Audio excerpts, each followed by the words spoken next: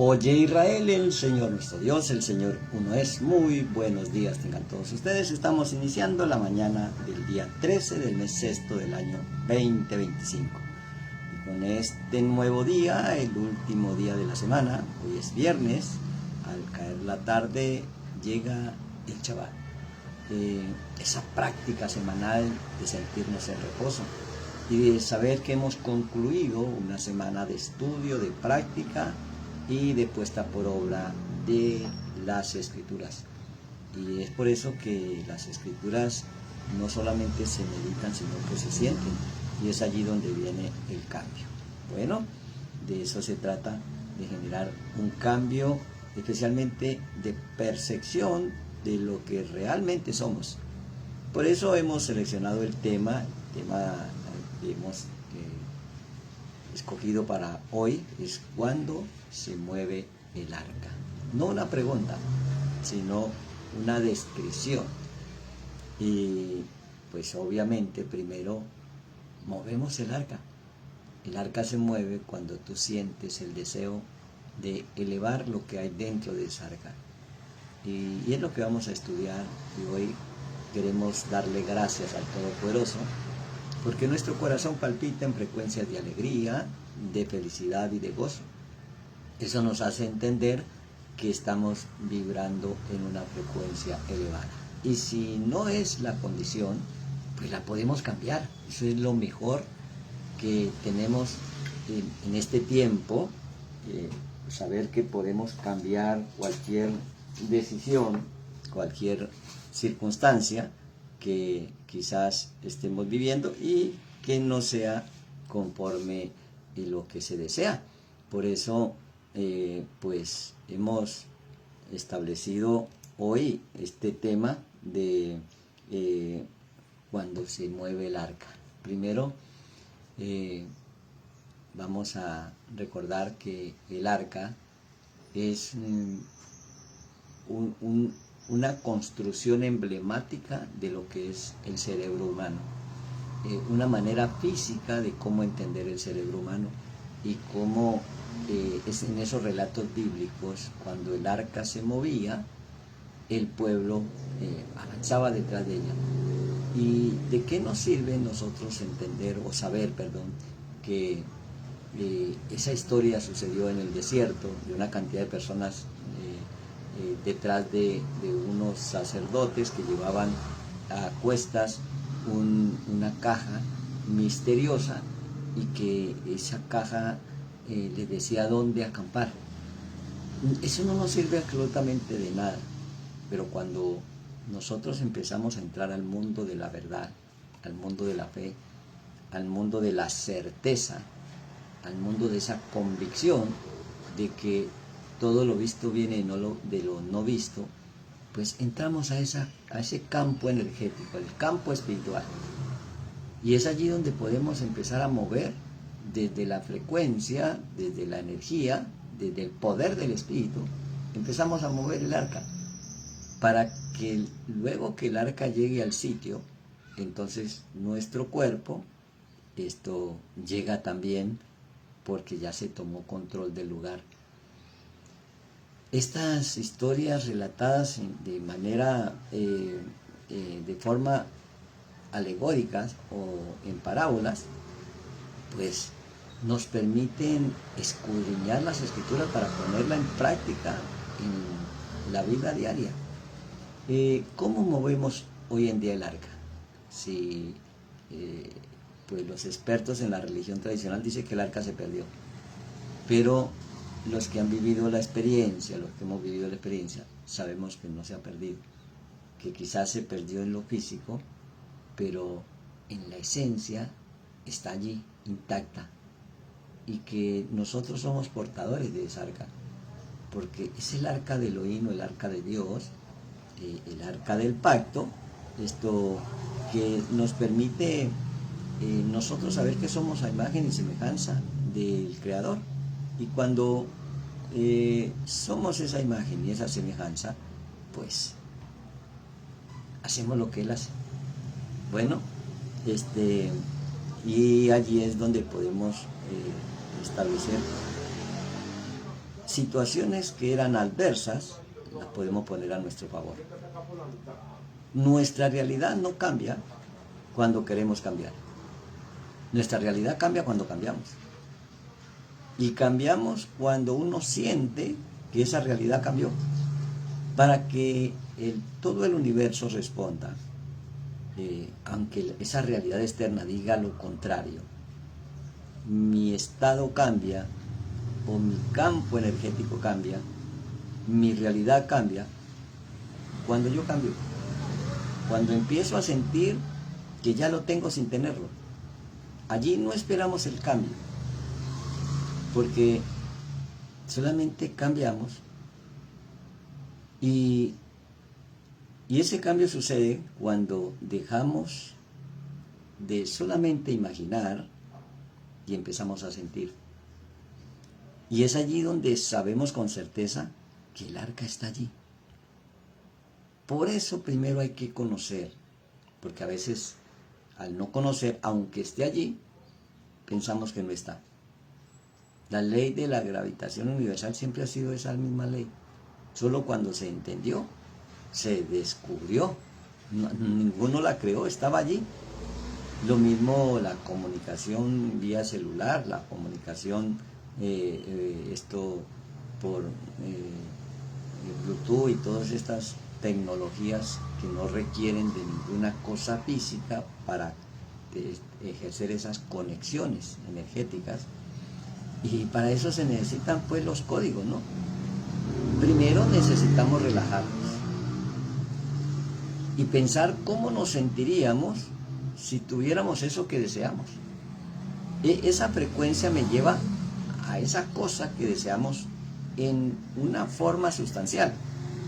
Y si persistimos en ese sentimiento, pensando, sintiendo y declarando que ya lo tenemos, movemos el arca. Porque la mente te dice solo que eso es una imaginación. Porque la mente está acostumbrada a obtener solamente, a creer solamente en lo físico. Pero cuando sabemos que no es solamente una imaginación, llega el secreto. Es seguir, por eso decía, no se detengan, marchen, aunque no hayan señales externas. Entonces aparece ese otro mundo, el mundo de la fe, el mundo de la certeza. Y por eso la fe, en hebreo emuná, pues es una certeza, es una confianza. Y allí entendemos que el universo fue hecho, fue creado por palabras, solo que estas son palabras de Dios. Esas 10 palabras que Él dijo cuando creó el universo están como testimonio dentro de esa caja que se conoce como el Aarón y es traducida como el arca de Dios o el arca de la alianza. Entonces ya empezamos a entender que cuando recordamos esas 10 palabras están ahí selladas en nuestra mente y en nuestro corazón. Y entonces esa fe, de modo que lo que se ve fue hecho de lo que no se ve, que era lo que no veíamos, la cosa que queríamos. Ahora no solamente la vemos, sino que la sentimos. Y cuando uno la siente, aparece lo que se llama el embarazo de espíritu. Esas parábolas de las escrituras son códigos y que marcan una diferencia en la vida de cada persona. Cuando se aprende ese secreto, el secreto del reino de los cielos, por eso dice, el reino de los cielos se ha acercado. Padre nuestro que estás en los cielos, vénganos en tu reino. Siempre las escrituras nos están guiando a sentir el reino de los cielos, donde está todo. Entonces el arca, conocida como Aarón HaKodesh, ¿cuándo se le llama a la cajita Aarón HaKodesh? Cuando se le colocan los rollos, cuando se le colocan, las 10 palabras, o los 10 enunciados con los que fueron creados todo lo que existe, todo lo que se ve. Entonces, allí se le llama Aarón HaKodesh. Y por eso, ¿qué era lo que tenía allá? Algo muy emblemático. No solamente los 10 enunciados, sino que tenía una porción de maná allí escondida. Ya dijimos que el maná es como la antimateria, lo que está antes de lo físico, de lo material es líquido, y lo que está antes de lo líquido es gaseoso, y lo que está antes de lo gaseoso es el maná, luz y sonido. Bueno, ese maná que caía cayó como, que lo guardaron como testimonio dentro de esa arca. O sea, es una convicción mental. ¿Qué era otra cosa que tenía el arca? La vara de almendro, que le floreció, le reverdeció y le dio frutos a Aarón. No es la vara de Aarón, es de almendro, un árbol que produce un aceite, que genera un brillo, y que con el solo hecho de colocarle el nombre del sacerdote, se puso verde, echó renuevos, floreció y dio frutos. ¿De qué nos sirve eso? Saber, sentir que cada palabra es como esa vara. La palabra vara en hebreo es maté, y quiere decir sustento para la vida, que con cada palabra estamos sustentando la vida que vivimos. Y eso debe de estar sellado en nuestra mente y en nuestro corazón. Entonces no se trata de abrazar y besar unos rollos o de ir detrás de un objeto en el mundo exterior, porque terminaríamos haciendo lo mismo que las naciones. Se trata de saber cómo funciona el cerebro humano, cómo funciona la mente. Por eso cuando el arca se movía, cuando había que moverse el arca, cuando la nube se movía, perdón, entonces para que el arca, que tenía un peso que no era normal, que esas 12 personas encargadas en transportar el arca, esos 12 sacerdotes, lo pudieran llevar, porque quizás podía pesar alrededor de la tonelada o más. Entonces venía el poner en práctica eso que era imposible hacerlo posible. Moisés, hacía una declaración. Y es por eso que cuando esa arca se eleva, aparece Yeshua diciéndole a sus 12 discípulos: yo les he constituido. Llamando a sus 12 discípulos, les dio autoridad y poder, dice en los evangelios de Lucas y de Mateo. Y autoridad por sobre, o sea, por encima de todo principado, eso requiere una elevación. Y esta elevación es de conciencia, de saber lo que realmente somos como discípulos de Yeshua. Por eso dice, bueno, si ustedes me aman, si aman al prójimo, son verdaderamente mis discípulos. O sea que si no arreglamos ese asunto, el arca no se eleva. Y entonces nos va a tocar buscar en las cosas externas lo que hay que reparar internamente. Entonces, eso es ponerse por encima, por sobre. Eso se llama autoridad. Y por eso, autoridad y control sobre uno mismo. O sea, me pongo por encima de mi propio yo, de mi propio carácter, para encontrar el verdadero ser. Por eso, pues el arca no se ha perdido. Aunque en lo físico todavía la siguen buscando. Porque podemos generar y saber que ese sello está en la mente y en el corazón. Y eso se manifiesta cuando hay una reparación, una corrección, lo que se llama un tikkun. El guimar es concluir y tikkun es la corrección. Entonces, ese símbolo de la presencia divina, eso es lo que simboliza el arca. O sea que sabemos que donde quiera que vayamos, Dios, Elohim, está con nosotros. Y que hay una conexión entre lo terrenal y lo celestial, entre el cielo y la tierra. Y eso es lo que representa la conciencia divina. En hebreo se llama Binah. Cuando se une lo humano con lo divino, cuando se hace posible lo que era imposible.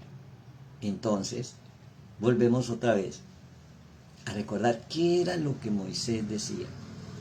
Primero sonaba el chofar, la trompeta, y entonces la nube se movía, y luego que la nube se movía, mover la unción de la rúa, mover. Por eso esta es la porción que se conoce como Bejaloteja, cuando enciendas. ¿Qué es lo que estamos encendiendo?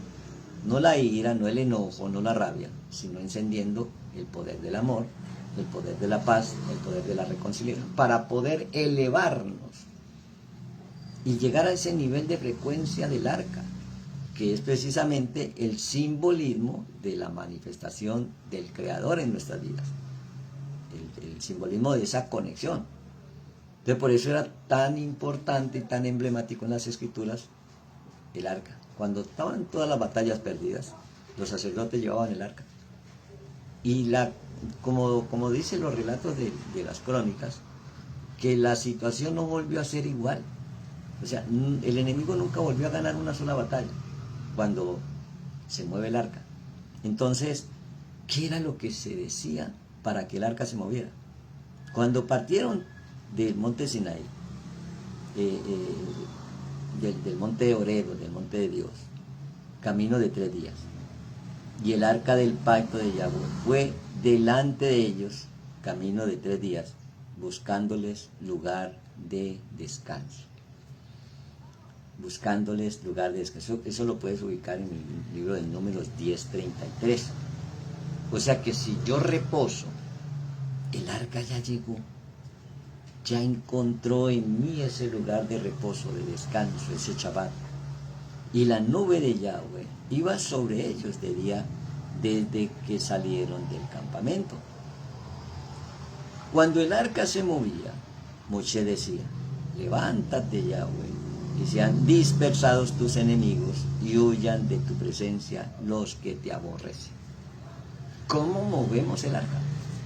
Con esas mismas palabras: Kum Adonai, Kum Yahweh, levántate, Adonai, que sean dispersos tus enemigos y huyan de tu presencia los que te aborrecen.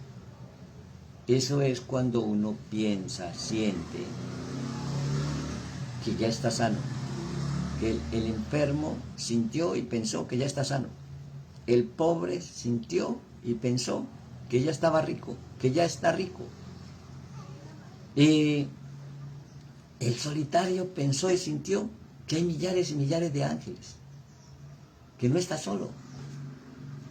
Allí se mueve el arca con esas palabras misteriosas que ahora son reveladas. Y entonces, por eso el emblemático del camino de los 3 días, que eso es otra alegoría en la resurrección, que podemos entender para ponerlo en práctica en 2-3 minuticos, que nosotros dediquemos todos los días a mover el arca con la conciencia de lo que se trata.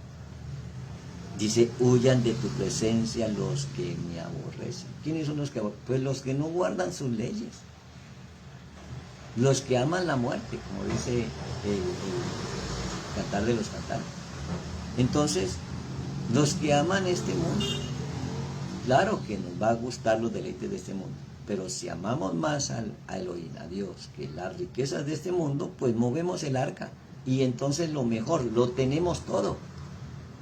Al aprender el misterio de mover el arca, pues lo tenemos todo. Entonces, ahora que estamos elevados, ahora que nos sentimos sanos, prósperos, bendecidos, no que lo imaginamos y lo pensamos y lo digamos, que lo sentimos. Por eso, cuando uno quiere sentir algo, lo siente. Nadie te obliga a sentir, solamente lo sientes. Si lo percibes, lo sientes. Y ahí está el secreto, en sentir que el pobre está rico, que el enfermo está sano, que el divorciado está restaurado. Y entonces es allí donde suceden las cosas de una manera sobrenatural, pero que no es sobrenatural, es simplemente una conexión con la fuente divina o con la fuerza espiritual que sustenta todas las cosas físicas. Y por eso cuando el arca se detenía, cuando ella se detenía, 10:36 de Números, decía, obviamente Moisés: vuelve, oh Yahweh, a los millares de Israel. ¿Qué son esos millares de millares? Millares de ángeles acampados a nuestro alrededor. Por eso cuando se repara el altar, aparece la unción de Elías.